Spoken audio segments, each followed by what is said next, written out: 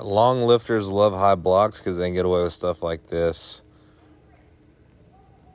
This is one thing we're really working on with Morgan, is setting tension up as he brings his hips down into the bar. So what I'm looking for is for him to load his legs as he gets into his start position. What Morgan likes to do is sort of sit down, and he gets everything tight and organized, but then he sort of rips at it, and it causes him to get out of position a little bit, and it leads him behind the bar. So you can see I like Morgan right here a lot. His shoulders are out on top of the bar. You can see he's got a pretty deep bend in the knee, but this bar is already past his knee. So Morgan's past hang position and technically on his way to power position. So this is an appropriate position to break the bar off the blocks. He maybe should be a little deeper on the foot. It's hard to tell without being able to see his feet, but I like what's going on here. And now you'll see him kind of wind up by squatting down, and he rips back at it. So instead of sitting down like a spring, loading up and driving vertically, Morgan sort of yanks back at this bar, and as it connects to him, he has to keep on that direction in order to drive the bar. So you see him bring his hips, as soon as he connects to it, his hips come right to the bar, okay? And as they're doing that, his shoulders get behind. So instead of Morgan pushing vertically with his legs to load up his power position, he's just leaning back through it and then standing tall. So you see as this keeps progressing, I mean, Morgan's knees are probably out over his toes.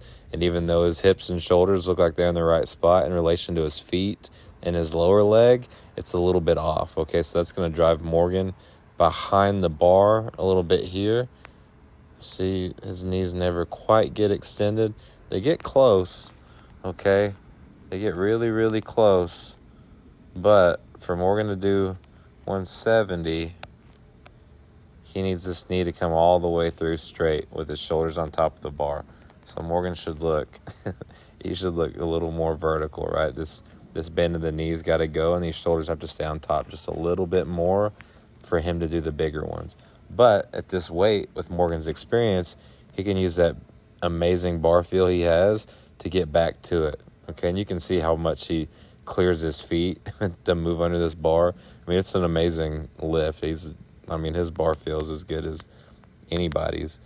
But we just have to get these fundamentals down so we can progress on this lift. Without Morgan getting full extension and being over the bar, he's not going to be able to meet 170 exactly where it needs to be for him to stabilize and make the squat. And that speed under is insane too.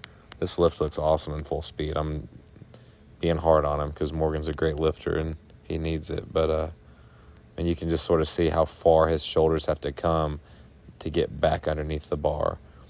This distance right here, it's just too far for really, really big weights. Okay, shoulder to bar, that's just a little bit too much gap for Morgan to make up on these bigger weights. But 165, which is still massive, not bad for our boy. Let's watch it in full speed. Just put a little respect on it real quick. Bonk.